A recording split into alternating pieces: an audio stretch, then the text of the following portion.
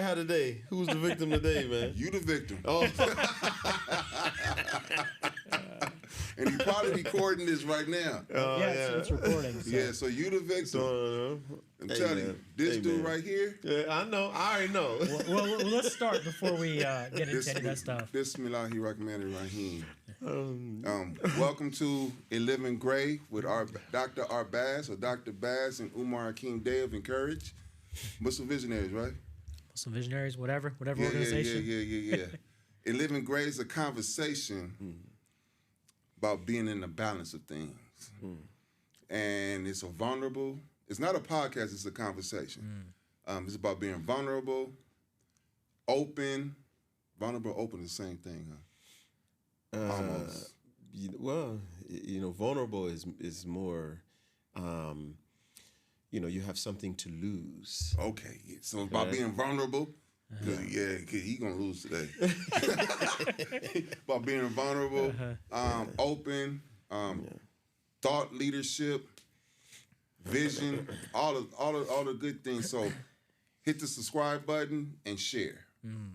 I'm gonna pass it to our Baz because he always start off something about Jeff Cardone. I think I started off a little bit earlier when we were talking about the halftime show, the Super Bowl. Did you watch the halftime show? Of course I did. I'm from Compton. I turned it off because it was Maghrib time. So yeah. Well, Margaret comes a little bit later in Compton. Oh, does You stay way. You don't stay in the land. Yeah. I couldn't watch it. I didn't understand it. People started telling me afterwards like what it all meant. He's playing a role right now. Huh? He understood. No. Look. Kendrick Lamar. The first song I heard of his was a song called "Be Humble." Someone told me to listen to the song "Be Humble." Damn, so that's like 3 albums later. So anywho, I started listening to this was maybe like 5 years ago. So just to listen to see what's popular these days, and it's nothing about humility. Like there's nothing about being humble in the song. I couldn't understand it, so I turned it off. So your Republican DNA. Your Republican DNA refused your chromosomes and everything, your components to hear the message in that. I couldn't do it, and I had to turn off Kendrick Lamar. Who do I partner with? My goodness. So then I was watching Fox News yesterday, and Hulk Hogan was talking about how he couldn't watch the halftime show either, and he said he was hoping that there was a Willie Nelson to sing "America is Beautiful." I ain't even got to explain that. It wasn't meant for him. Yeah, it wasn't meant for him. But say what you were just talking about. The book out of USC. The book out of, I think it's Uncommon Common Ground by a list of USC professors. Manuel Pastor is one of them, and that's why I subscribe to his definition of leadership: taking action when there's no action. And in this book of Uncommon Common Ground. America will be losing its diversity. America will be losing its power to diversity around this time, 2025 and going beyond. Because if you look at the city councils, if you look at the stakeholders of America, more diversity is becoming that melting pot that is subscribed in the beginning of the Constitution. And that generation, the Hulk Hogans, I ain't gonna say Willie Nelson because he liked to puff a lot. You know what I'm saying? He did a song with Snoop Dogg. Yeah, that's what I'm saying. But I ain't gonna blame Willie Nelson, but the Hulk Hogan's, who I found out later was like racist. I didn't know that watching Hulk Hogan growing up. He wasn't like that.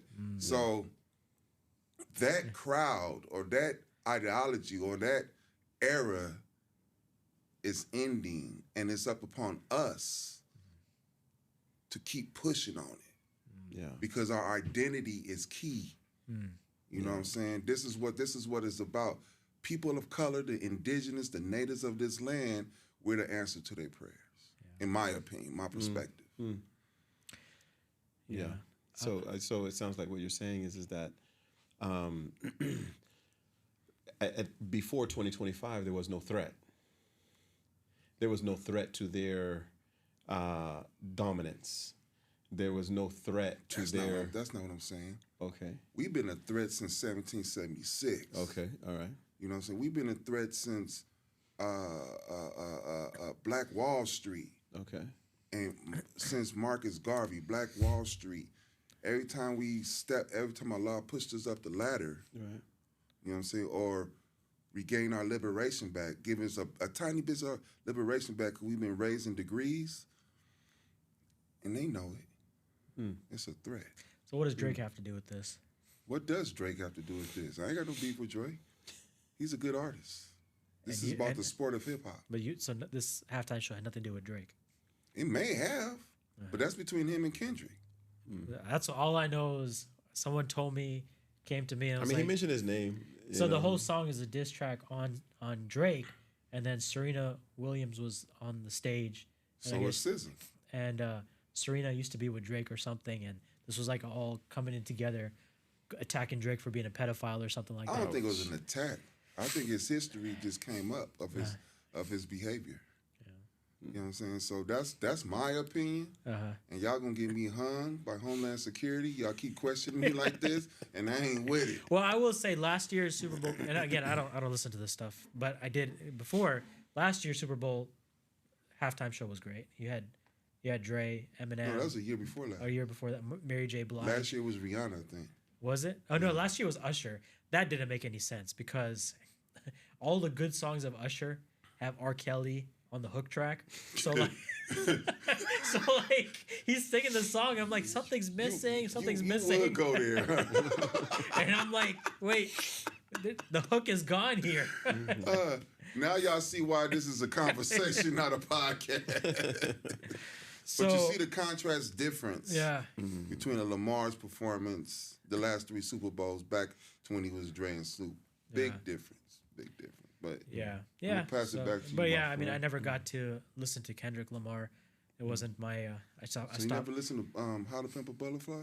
No, I cut out music a long time ago. So Good Kid, Mad City? No, I just cut out all that stuff. I don't listen Section 80? Only classical stuff, like little. You never listened to Monster?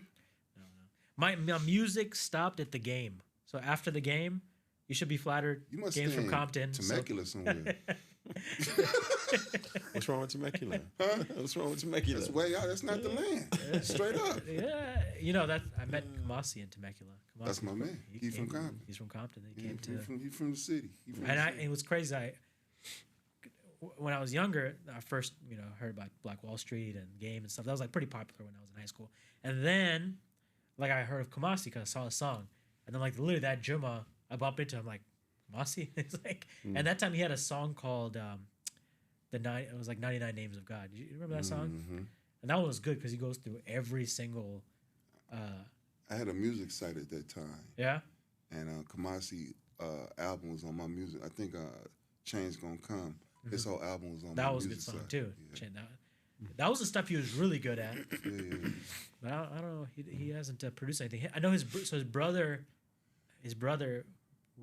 William Bradley, I think that's his name. No, that's his uncle, Omar Bradley. Well, he has his son. Shout out to Kamasi. His brother went to school at a high school close to mine, and he ended up going to the NFL. So he's playing for the Vikings or something, right? Okay. After. So Kamasi is. Last I heard, he was coaching up at USC. Oh yeah. All the USC students, football students, that is. He's doing really well. That's good. Got to catch up with him. Good man. So let's get into your conversation. So we got Tabari here. Okay. Specialist, psychologist, psychotherapist, therapist, Can't counselor, say too much here. Addiction specialist. Can't say too much here. The knower of the hearts. What's Tabari last name? It's an aspiration. Founder of Lamps of Light. Lamps of Lights? Yes. Yeah. Tell us about Lamps of Lights. Yes, so Lamps of Light is a nonprofit organization that was set up for, so it's a behavioral health organization, and it was set up for, taking mental health a step further. Yes, sir. Right, so mental health deals with all different types of neurosis, whether it's anxiety, depression, trauma, things like that. Mm-hmm. But we go a step further, and we specialize in treating addictions. Conceptualizing, assessing, and treating addictions. So, just maybe about 6 or 7 years ago, I just noticed that there was a rise in addictions amongst in the Muslim population. Not chemical addictions, not drugs and alcohol, behavioral addictions. All right? Go deeper for me. So behavioral addictions and covers like internet-based addictions, online gambling, online shopping. What's online gambling? Is there people like going online to slot machines? Or Yeah, all of that. that You can play cards. You can do roulette. You can do. And Muslims know how to do this stuff. They know absolutely, how to play roulette. Absolutely. So would this include it destroys families. It destroys families. Yes. So would this include my algorithm for Instagram? I don't know. Maybe. I got a lot of food porn on my Instagram. Well, let's make sure we put that first part. You mentioned porn, right? Like, and just. I mean, I haven't done the research on it. Yes, sir. But just kind of watching the trend, because I'm like in these circles, right? Like I'm a regular khatib across Southern California. Okay. Right. I give a lot of psycho-spiritual lectures. Okay. I'm the Muslim, IOK chaplain at UCLA. And, I run a clinic. Yes, right? sir. Lamps of Light Clinic, which is in Riverside, California. Okay. And I just noticed this trend that, pornography amongst the Muslim youth is on the rise. Now, there's research out there now, and the research is like 99.9% of all youth have exposure to pornography. So exposure, but that's exposure. Like of any kind. That could be like driving down the freeway, billboard. They've seen it, okay. right? They've seen it. No, internet-based, right? They were on the internet, right? And they've gone to a site or on a friend's site. And, and our children, Muslim youth, are no exception. All right? I could see that. Yeah. Especially because, I do a lot of talks with parents and the youth. Yeah. And the parents have no clue of what the youth is doing in their bedroom. Exactly. Especially if they're gamers. Right. Please continue. And gaming is also an internet-based addiction. Bro. Thank you, man. Yeah. You hear that? It can be, right? I mean, addiction has its conditions. Okay. Right? So just because somebody is doing the activity doesn't necessarily mean that they have an addiction. Okay. Right? Addiction, you would have to assess for it. There has to be a certain level of severity before you can say, okay, this is an addiction, and then treat it as such. Can you define addiction? Yes. So the audience can understand addiction? Absolutely. So an addiction, there's 3 components. Okay. All right? The very first component is that you do something for relief or for pleasure. Relief or for pleasure. That's the first condition. All right? And you continue on doing that thing until it causes you harm. That's the second condition. Until it causes you harm. Causes you harm. So the first condition is you do it for relief or for pleasure to release. Right. And then the second is until it causes you harm. Starts causing you harm. The third condition is when you try to give it up, you can't let it go. Addicted. You're addicted. Addiction. Right? You're addicted. So for the audience, number one, it's three conditions to addiction. Right. The first one is you're doing it for relief or for pleasure. Right. The second one is don't tell me. The second one is till it causes you harm. Right. And then the third, you're hooked. You try to let it go. The monkey on your back. You can't let it go. Well, let's use an example. So, I drink Red Bull all year long. I drink Red Bull. I drink maybe 3 a day, 4 a day, and because it actually has less caffeine than coffee. Here you go, justify. But check it out. But check it out.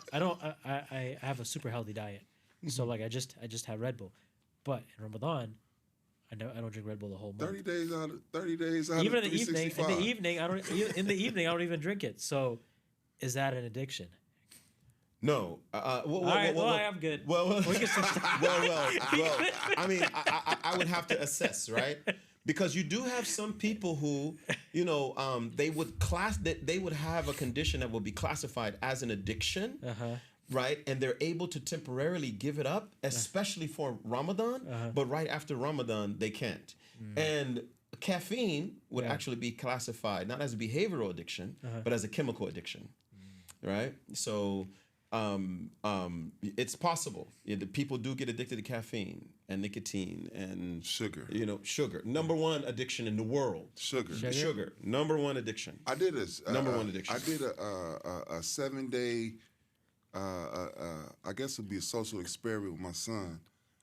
He was maybe like 14 at the time, and he said, "Dad, can we do this? Can you do this with me to stay away from sugars for like 7 days?" And wallahi. Yeah. I felt a big difference. Yeah. I'm back addicted again. But your swelling in your body went down. All that. I felt the better. Relief. Yeah. But since then. But you had the cravings though, right? But since then, T, I have lessened. I don't drink Sprite as much as I used to. I just do ginger ales now. Not that it makes a big difference. Sugar's pretty close to the same. Yeah, you know but I don't do a lot of cereals no more. None of that, man. Yeah. Yeah, I remember, man, this was maybe about 5 years ago. I remember you were like focused on getting healthy. I remember. Yeah, you know what I mean? I saw you at Islam. I had that I had that scare that time, yeah. Okay. But back to your organization. Focusing based in Riverside. Based in Riverside. What's the vision of your organization? Where you want to go with it in the next 3 to 5 years? Yeah, this is a good question. So if we complete it, right, because vision is like, it's something that should scare you, right? You're looking far down the road. But serious. All right? I would say that one of the major pillars of our vision is that our community, the Muslim community, is able to, number one, have open conversations about addictions, all right, which we don't have right now. So you trying to tell me that addiction is a major problem in our community and we're not having conversations about it? We are not having conversations about it. It's very taboo. Stockful. Right? It's very, very taboo. I mean, people are afraid to go and get help for a number of reasons. Sometimes it's shame. Sometimes it's like you said, this vulnerability, and sometimes it's not shame about themselves, but the shame it may bring to the family. All right. Too many cases to name. Yeah. Yes, sir. But so that is the first thing, just working on the stigma, so and that's the reason why I spend the vision. Right. That's why I spend so much time, like talking about this and doing the community programming and lecturing, is to normalize, to just normalize imperfection. All right, because when you pretend that everything is okay, you're trying to say, no, we're perfect, we're right. But no, we're not okay, and it's going to get worse if we don't normalize our imperfection. Right? We don't normalize like what the children are faced with. So the vision, the first pillar of our vision is dealing with the stigma. Right? The second pillar of our, vision is having enough resources that people can go and get help, whoever they are and wherever they are, which is not available right now. Which is not available. I get calls from, I got a call from the health minister of Dubai telling me we need something like this in Dubai. Because see, the internet is everywhere. Can I be a part of your delegation?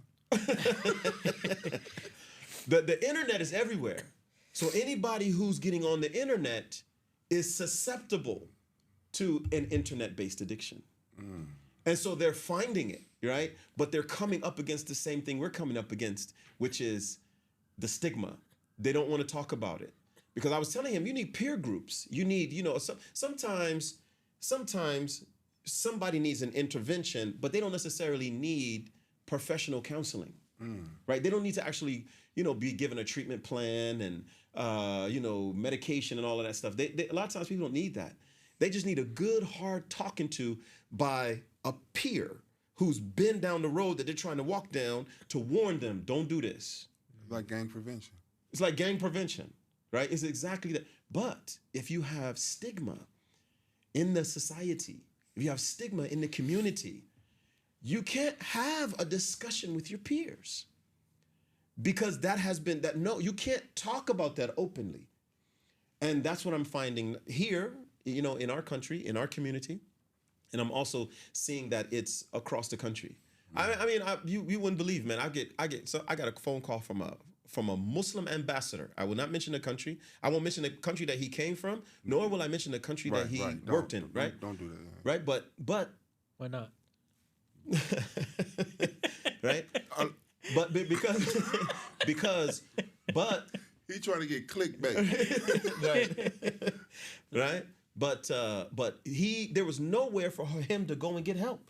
Uh-huh. There was nowhere for him to go and get help. And so even though he lives across the world, you know, he was calling us for help.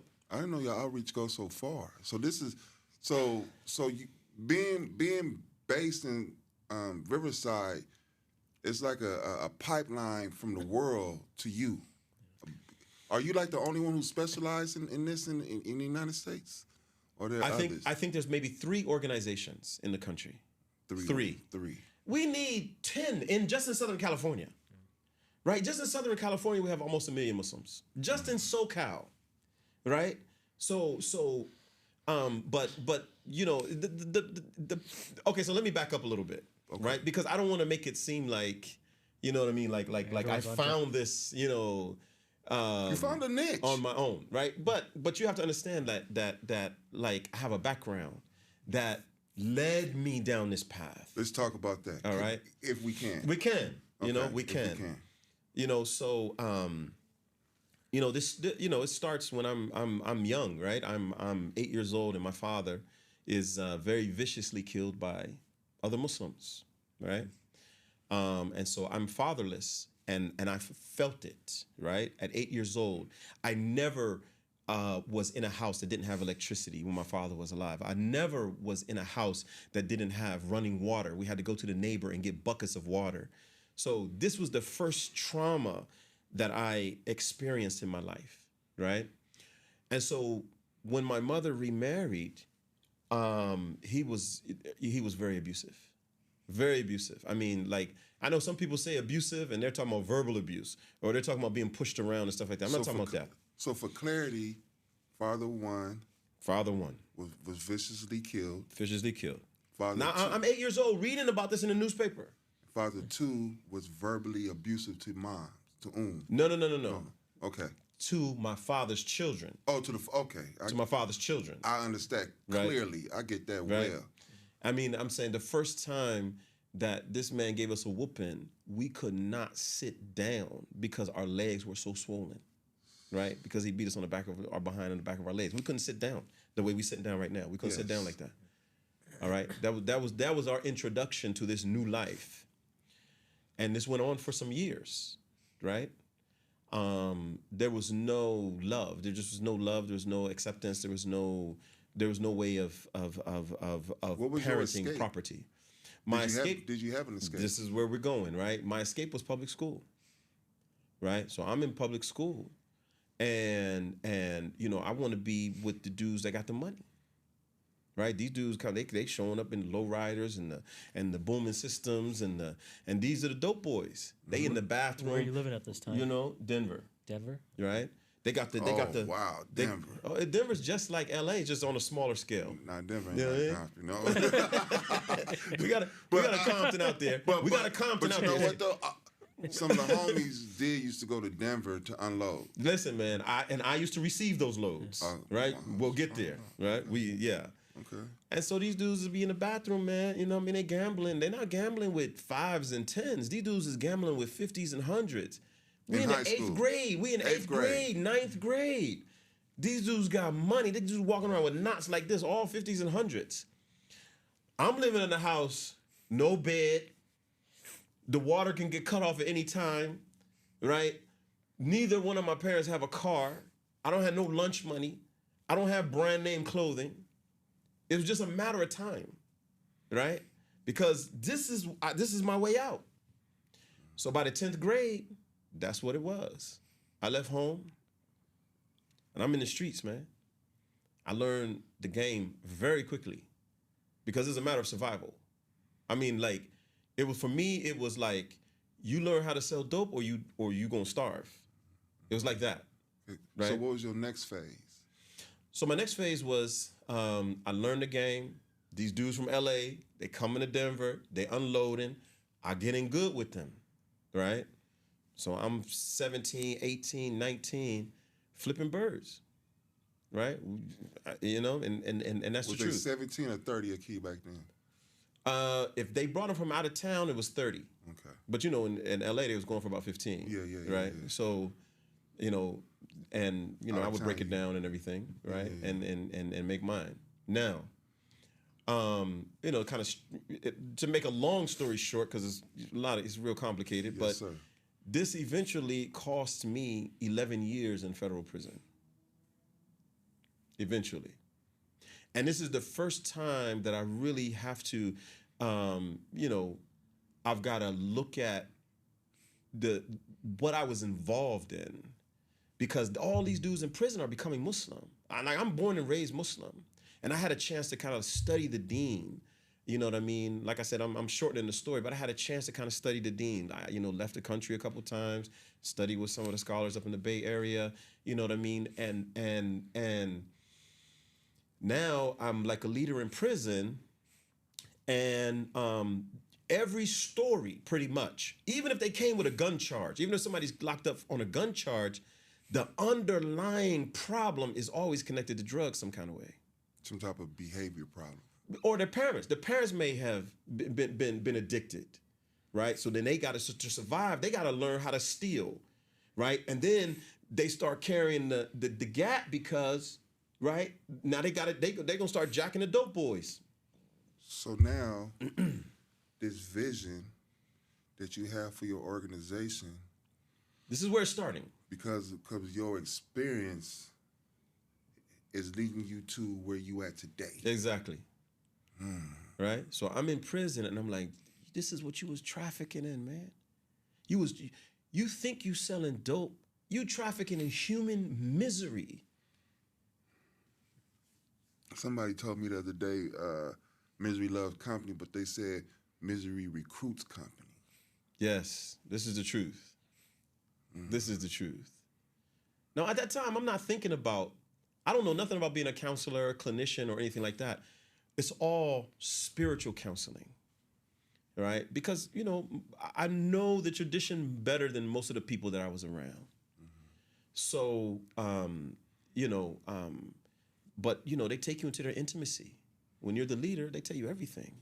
They tell you stuff, you know, in there, you know what I mean? In prison. In prison, right? You know, protecting your case, not talking about what's on your case, is like life and death sometimes. People find out what you did or who you did it to or who you connected to, it can cost you your life. So is it safe to say your coaching was therapeutic to other... My what? Was therapeutic to others' cellies? Your coaching? Yes. Not just my cellies, right? Wherever I went, I was the leader. So I might be the leader of hundreds of Muslims. Sooner or later, you're going to get to know all of them, right? And some of them are going to open up to you, especially when stuff is on their conscience. They done stuff. Stuff done been done to them. And they talk to you. They talking about it. Living in the grave. Right. Living in the grave. Oh, wow. And so now I didn't know your I know your background, bro, but I didn't know. I never internalized it like I'm doing now, actively listening to you. Yeah. You know, and so, you know, eventually, alhamdulillah, I don't know what your politics are. What politics? But, you know, when Obama came to office. With this dude, ain't no politics in him. Ain't no politics here. Yeah, I told you, I like Obama. Ask him who his cat voted for. For who? Ask him who his cat voted for. Cat? Oh, okay. You know, look, Trump? No. I'm going to drop this every conversation we have. No. What happened was my cat ate the ballot. He chewed on the ballot. Oh, okay. So I saw and it guess as who like... won the presidency? I saw it as like a sign. I saw it as a sign not to vote for president. Oh, so I don't want to hear that, man. Oh, you backed out. He ate it last minute, and I'm just like, I'm going to bring this up every show, bro. I'm just saying. Yeah. If my cat was to do something, you know, my cat's name is Malcolm too. So my cat just yeah, whatever, bro. Whatever. But T, yeah, man. rich life. Yeah. Experience, and I feel the wealth that Allah gave you through trials. Yes. I feel that. Yes. And so that has led you to this path that you on to change the behavioral problems that are so taboo in Muslim communities, or just do you deal with Muslims and non-Muslims as well? Yeah. So we do. We deal with both. I mean, right now we're hyper focused on the Muslim community. Okay. And we're trying to just spread the word in SoCal, right? Okay. You know, but eventually we will open it up a little bit to the non-Muslim population. But see, I know if we open up to non-Muslim population, we're gonna be overwhelmed, and then we're not gonna reach the population that we found that we were founded for. You a big clinic by then, bro. Ya Allah. Allah bless you with a big clinic by then. You know what I'm saying? Our bad you. So, top addictions in the community. Yeah, pornography. Why? Why is pornography the biggest? What you mean why? Well, I'm asking why. It's a deep question. Why? What's the reason? I mean, because everybody has a device, right? So first of all, you gotta understand this. Pornography, it caters, it preys on human nature. This is written in our soul to be to be attracted to the opposite sex, to be attracted to sex, to to seek out means and ways to sex. It's like food, right? If you see all these different type of foods on the table, it's your nature.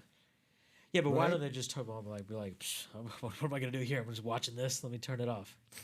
Well, the lucky ones do that, but usually, right? The thing about addictions is this. You're absolutely correct. Not everybody's going to be addicted, right? But usually the ones who get caught have some underlying vulnerability, right, that catches them. So, for example, if you're competent to go out in the world and speak to the opposite sex, pornography is like, it's useless, right? Because you can go and get the real thing.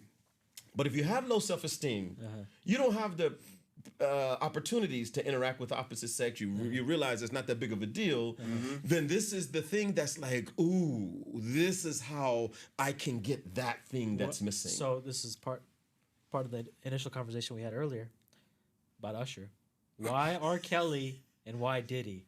These guys have everything they could do, but yet, they're all in this in weird ways, cameras, videos, young girls. I'm not also. The therapist here. Yeah. Can I cross over to your lane? Yeah. I want to cross into your lane.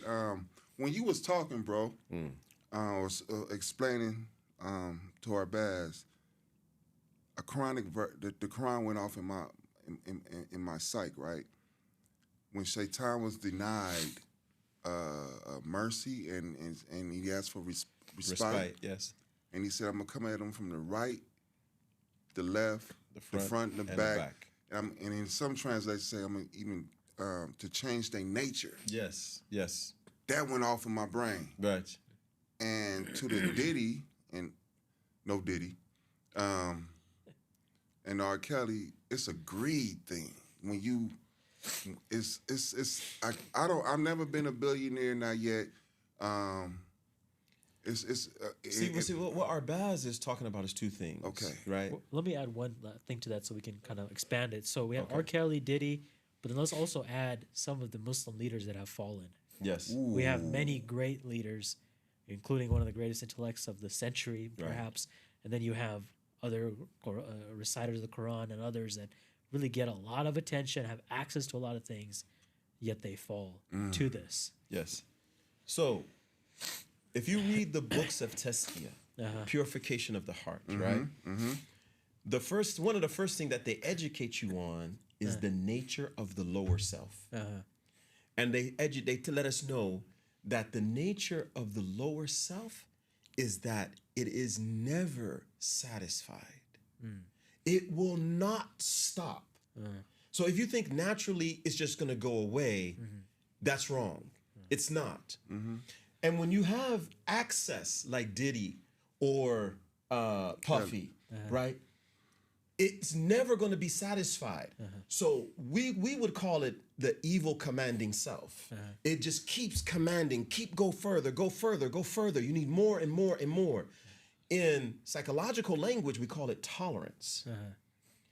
Right? Like when you get this much and you keep getting this much, you keep getting this much, keep getting this much, eventually you don't get the same reward from this much. So now you need this much, right?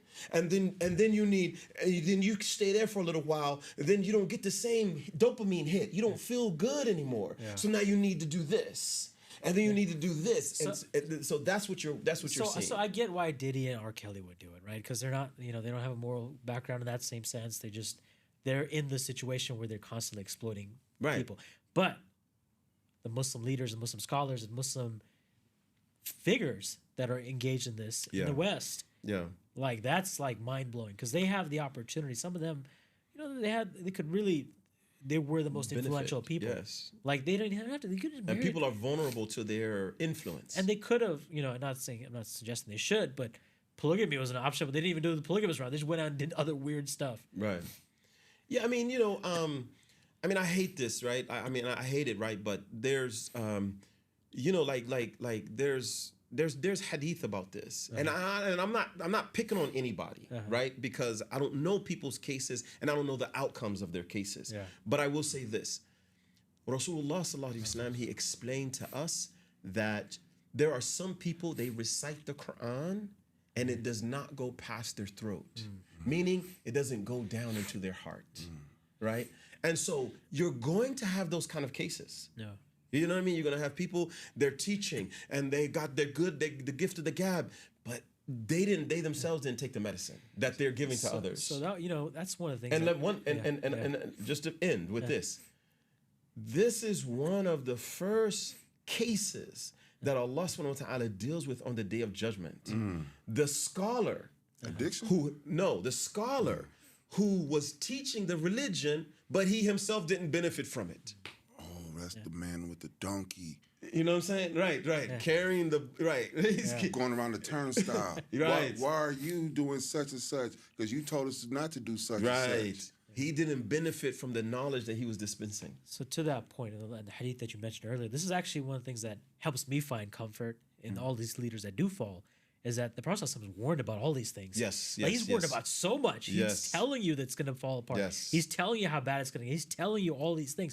So there's not like an expectation like, I thought everything's going to be perfect. You go back and read the hadith, you read the seerah, and the Prophet's telling you that things are going to things are going to get worse. Things are going to fall apart. You're going to find corruption. There's going to be all of this stuff. So it's not a mystery, right? So you find comfort in those words of the Prophet ﷺ that it is going to get bad. And you can comprehend it, right? It's not a false promise. That's right.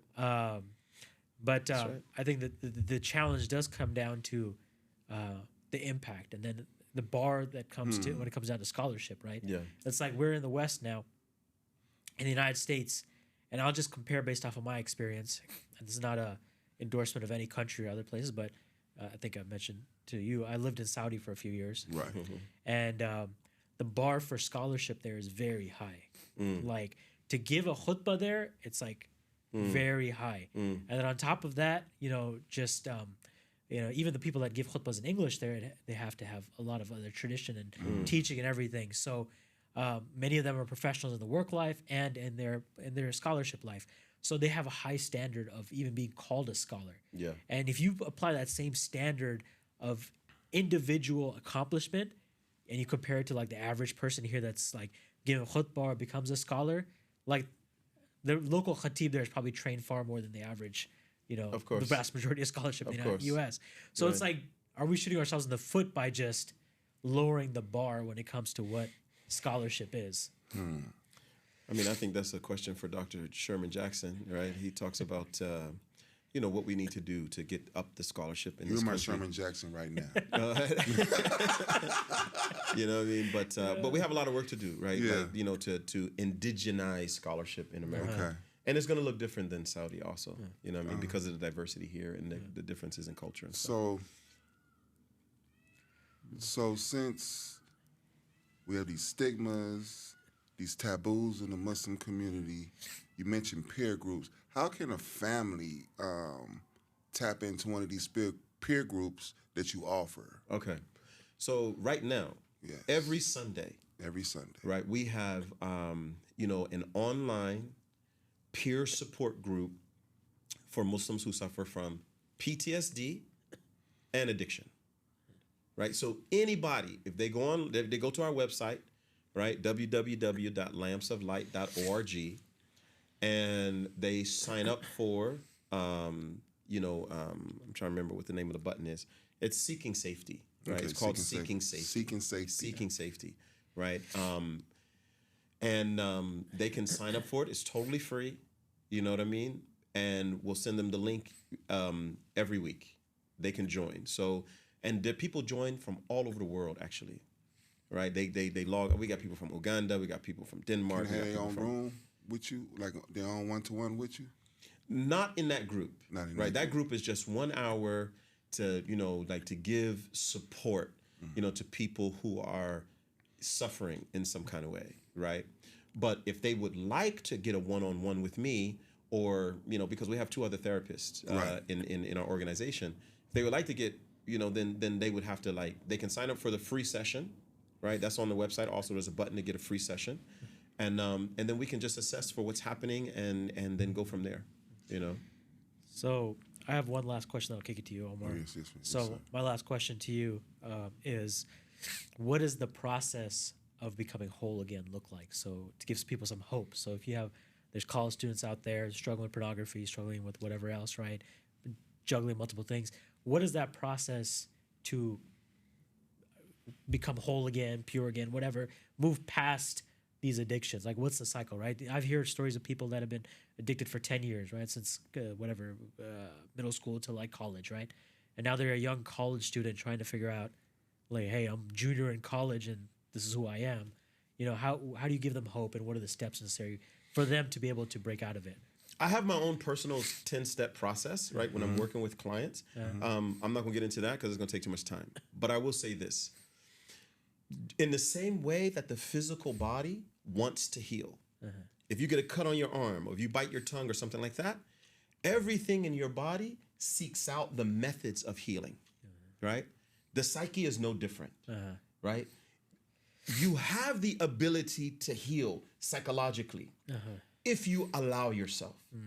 Now, the question is, what is the underlying problem, right? Because nobody wakes up and says, I want to be addicted to something. They were susceptible some kind of way. Sometimes it's adverse childhood experiences. Sometimes it's trauma. Sometimes it's meaninglessness, purposelessness, right? So once you understand what the underlying issue is, then you can attack it, right? You can be help the person to deal with it.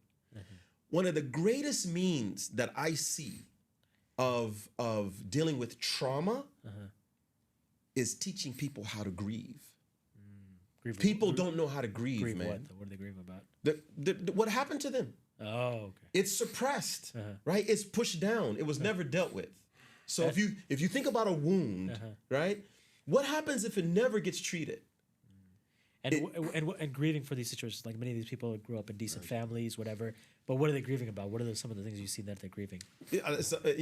Outwardly, it may look like nothing's wrong with the family, but they were neglected. So no love and things like that. Exactly, right? And people need that. People need acceptance. They need affection. They need authenticity. And when they don't have that, addictions, right, it gives a person instant self-regard.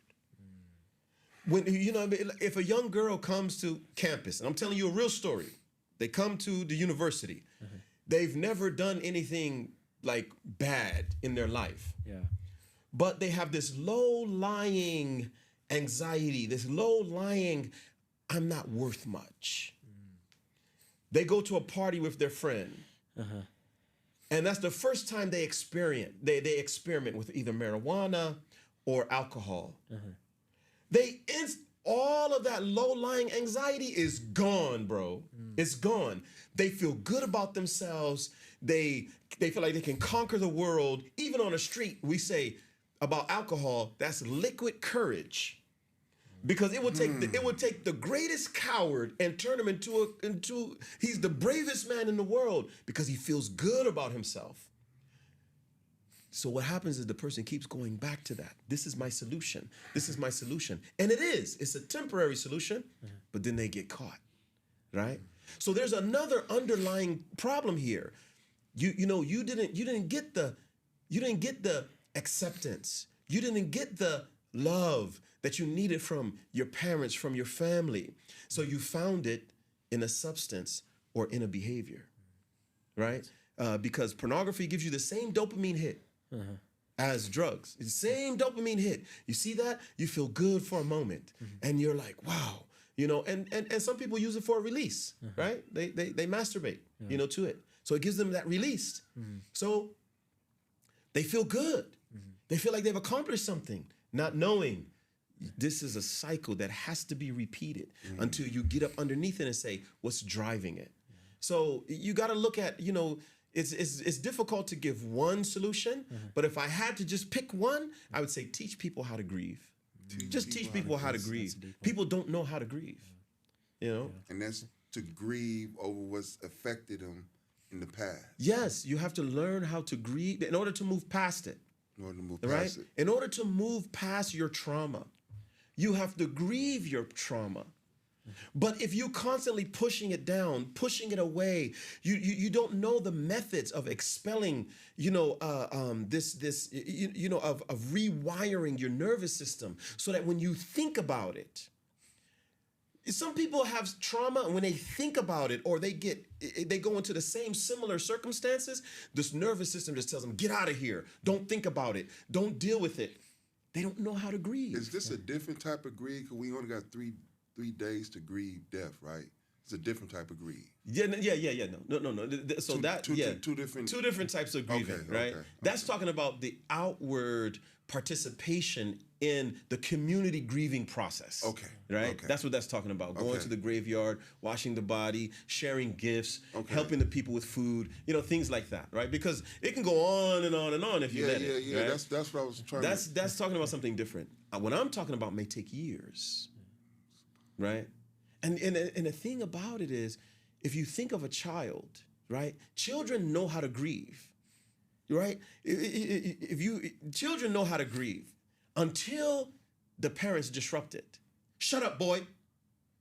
I'm going to do something to you. I'm going to go get the spoon. What? Then they learn how to suppress their grief. But normally they'll sit there and cry and throw a temper tantrum and, you know what I mean? And that has to be cultivated. They have to learn how to, embrace that maturing process of grieving. Most of us, we didn't learn how to grieve. I didn't learn how to grieve. And that anger would come up unexpectedly at certain times because I never grieved it. So Well, let me add one thing before I kick it back to you, Omar, because I'm double teamed. I just want to. You're right. And just to add to that, when it comes to leadership, there's very few leaders that don't drink, and don't smoke, and don't do drugs. And when it comes to presidents, Omar, there's only one or two that have not in the last 100 years. Where are you going with this? Nowhere. But I'm just putting that. I'm putting that. Mentioning my name. And it's Umar, UMAR. I'm just saying, there's only a few, and I'll let you do the homework and look that up. Mm-hmm. But I'm gonna kick it back to you to close. And my God, man. Audience, I love this dude. You know what I'm saying? As you were talking about grieving. I run Encourage Foundation, which is the 501c3 social enterprise. And at one time, in my climbing the ladder, Imam Jihad Safir has a program at Isla LA called Next Step Fellowship for reentry, right? Right. So Sarah Jawade and myself designed a program for reentry, former incarcerated individuals. Okay. And we designed this program, 2 days worth of content, programming, and we recruited Dr. Mukmeen, may Allah have mercy on him. I mean, which I really feel he had a blueprint for all of this. You see what I'm saying? And we got down to maybe it was the first. I think it was 3 days. And I'm gonna be vulnerable right now. I think it was the second day. Imam Jihad could testify to this. We had a program. No, we had a section designed for writing a letter to your future wife. Dr. Mugmin changed it. Write a letter to your father.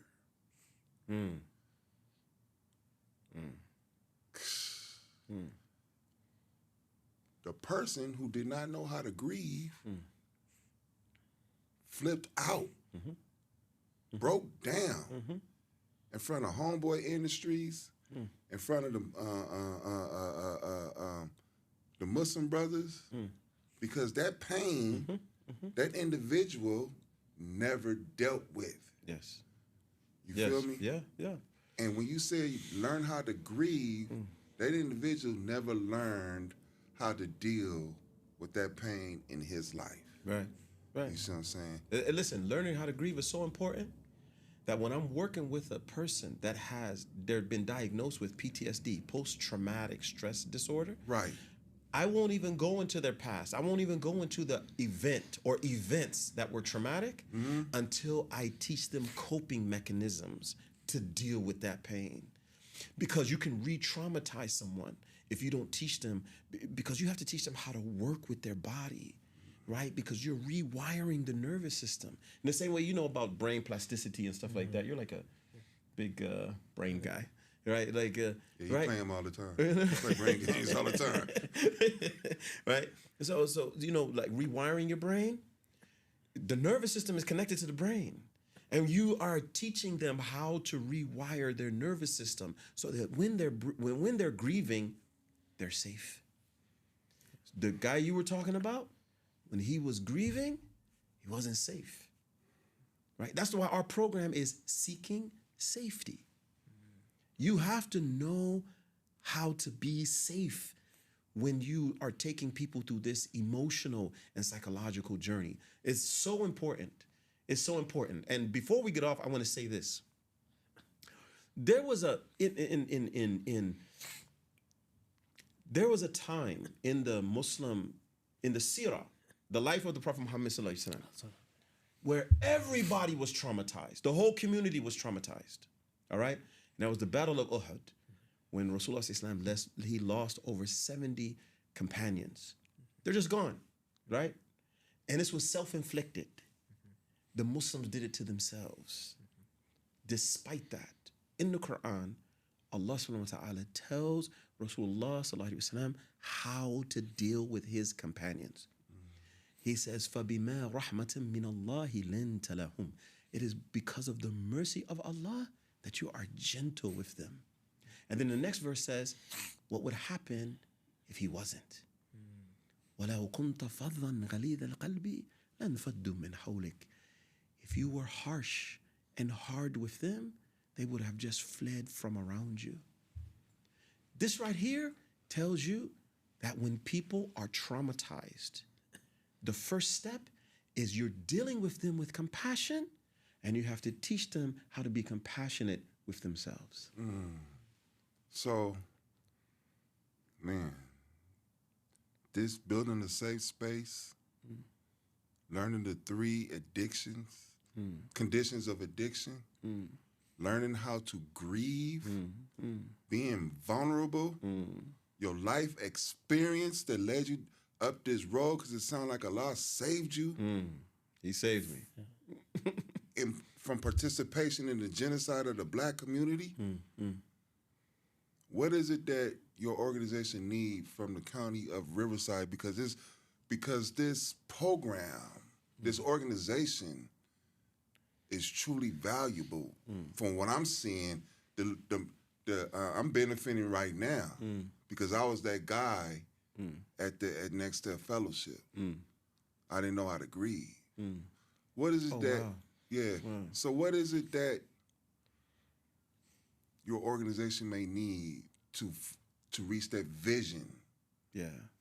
You know what I'm saying? Because, you know, we had the conversation about being around the county supervisors. You know, this is where the money comes through, and being present to say, hey, I do it. And then your friends are the ones who mention your name in the room of opportunity. So, you know, from the county, you know, open the door, right? They have programs. They have, you know, programs that are specific to certain vulnerable populations, right? And they have, for example, in the Riverside County, they have a program called RODA, RODA, and it's set up for, you know, treating addictions with, you know, specifically focusing on fentanyl and other opioids and things like that. And they develop partnerships and they give grants to organizations like ours. We're going to have a meeting with them next week. And I'm hoping it goes well. You know, I don't know, you know, what all their conditions are or anything, but open the door, let us in. You know what I mean? We have, you know, people who are qualified to, you know, treat addictions, to train other clinicians on how to treat addictions, you know, and we have the space where people can come to get the help, whether it's running groups, whether it's getting information, you know, sitting in on presentations, one-on-one counseling, family counseling, couples counseling. Like we're set up to do it, you know, but these things cost money, right? Resources. It costs. We need resources. So we would hope that they would partner with us and you know, give us a shot. I can see how all this is moving money and people towards your goals. I can see how this is building political influence for the community, and I can see how this is a part of